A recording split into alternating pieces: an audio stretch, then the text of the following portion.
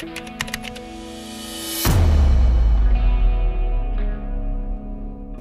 hello guys! Mag-share naman kami ng mga binili namin ng mga accessories para sa AGS Espresso namin. Siyempre, pagkatapos namin ma-purchase yung sasakyan, mayroon kaming mga inad na mga accessories, mga pinurchase namin accessories na mas makakaganda, useful, helpful.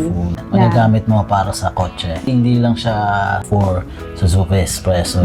Pwede mo rin siya magagamit. Yeah. Sa mga sasakyan, pwede mo siyang additional accessories today na mabibili mo.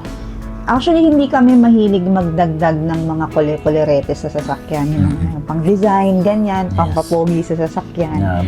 And talagang we keep it simple. And yung mga binibili lang talaga namin, yung magagamit namin para dun sa ika-dadalit, ika-convenient ng magiging travel namin using the AGS Espresso. Siya kasi practical to bumili ng mga gadgets. And in fairness naman sa lahat ng nabili niya or lahat ng pinurchase namin para sa sasakyan, sobrang sulit. At saka, very useful talaga. Yun. So, yung una namin na i-share sa inyo is yung armrest. Yung nasa gitna ng upuan seats. ng driver seat tsaka sa passenger seat. Additional rin kasi siya yung storage. Tapos ito yung nabili namin.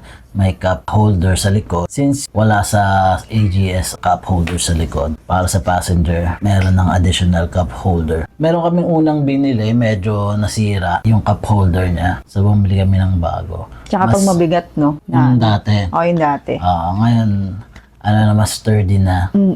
And yun, may additional storage ka rin sa gilid for cellphone. At tapos parang pwede rin siya makonect dun sa pinaka power source. Charger. Para maging charger sa likod. Para sa likod.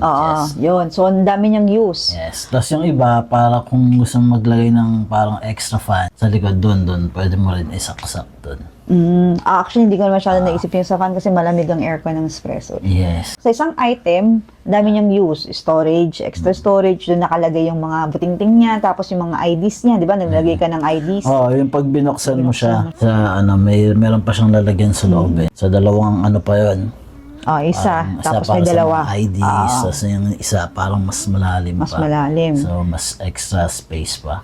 Tapos armrest. Yun, ako madalas gumamit nun. Kasi syempre sa driving naman siya, ako laging nakaganon sa nakasandal doon. Serve niya yung purpose niya. Yun.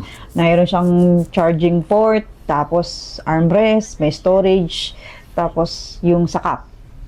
Yun. So, marami siyang use. Okay. Yung pangalawa, ito yung pinaka high-tech na part sa sasakyan, yung Android box. Yes, yung Android. Accessory siya na pa-plug in mo doon sa existing na Android system niya. Pero ng Android Auto and CarPlay na pwede mo na siya i-connect. Pero wired. So ito, dun sa kung saan sinasaksak yung device, pwede mo siyang ikabit yung adapter na to para maging Android yung system nung parang screen. Pag naging Android na siya, meron na siyang sariling system, pwede ka na mag-install ng mga apps from Play Store. Yes. Which is dun, pwede mo install yung Netflix, yung YouTube. So pwede ka nang manood pag nakatambay ka sa kotse. Nakakapagkanta-kanta din kami doon kasi through that, may lyrics.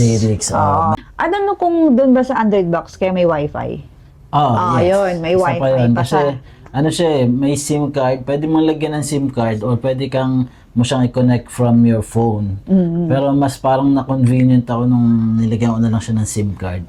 Nagiging mobile hotspot din siya sa iba kong phones. Hindi na namin kailangan mag-on ng hotspot sa mga cellphone namin to connect other devices. May sarili na siya dun sa sasakyan. Yes, So, parang wifi everywhere. Yes. Tsaka, tawag dito, convenient din kasi maliit lang naman siya.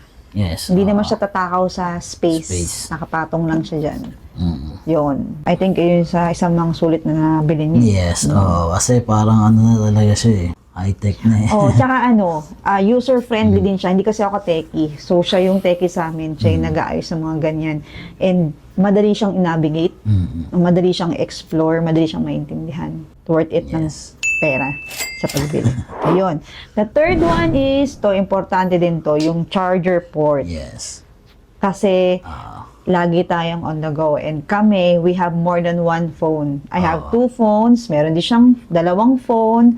So, kailangan ng maraming connect. Charger. Oo, charger. Chargeran. Yes. Chargeran. So, yun. Paano, ano lang to, pang extension ng, kasi isa lang yung cigarette lighter eh. So, doon ka lang makakasaksak. Eh, may dashcam ka eh. So, alam mo rin ang nagagamit saksakan na. ng dashcam. Binili namin is, ano siya eh, parang medyo fast charger siya. May mga quick charge, ano siya, na yung USB port. So, medyo mas mabilis yung pag-charge niya. Kahit umalis kayo ng medyo lobat na kayo or dead bat, basta meron kang cord, tas ganun, nakakapag-charge. 1 hour ka sa biyahe, going sa pupuntahan nyo, mapu-full charge ka pa eh. So, malaking help siya sa mga on the go. Kahit lobat ka, basta, ayun, minsan talagang nag-charge kami doon. Madalas.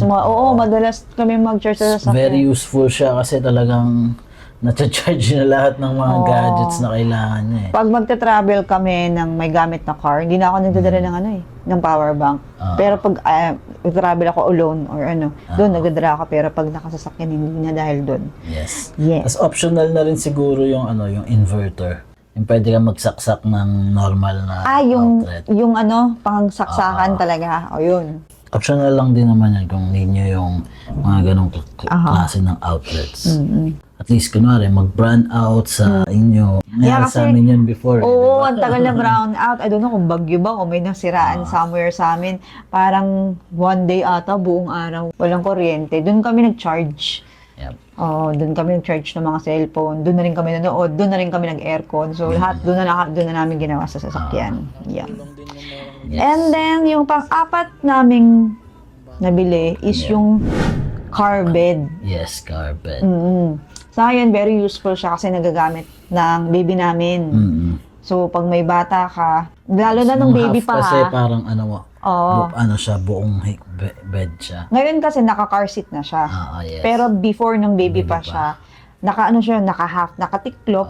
Tapos, meron lang kami sinasapin. So, sturdy siya, matibay siya, hindi siya maalog during the biyahe. Bukod sa half, pwede mo kasi siya i-extend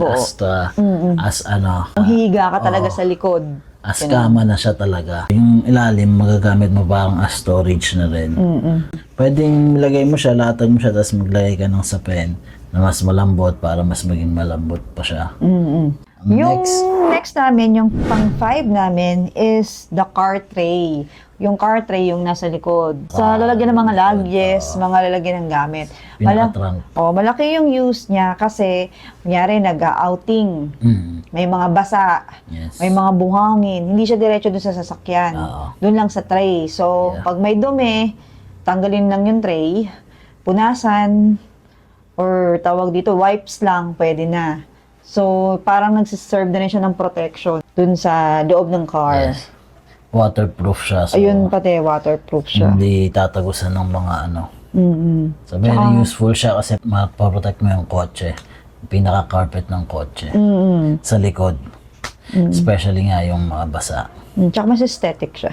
Kung wala siyang laman, di ba? Kasi yung likod nun parang, yung texture niya, malambot, parang carpet type na ganun yung paligid. So, mas aesthetic siya tignan. Well, for me, mas aesthetic siya tignan. Mas neat siya tignan. Yung pang-anim namin, na binili para sa AJS Espresso namin is yung Pinaka-basic din to eh. normal tong binibili. Yung cellphone holder. Sobrang basic niyan.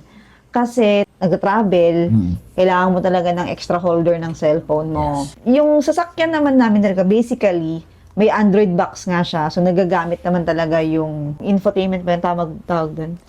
O yun, na as ways or something, as entertainment purposes. Pero, pagsabay na kasi, diba? Tsaka usually siya, pag nagta-travel siya, nakabukas ang Google Map, nakabukas ang Waze.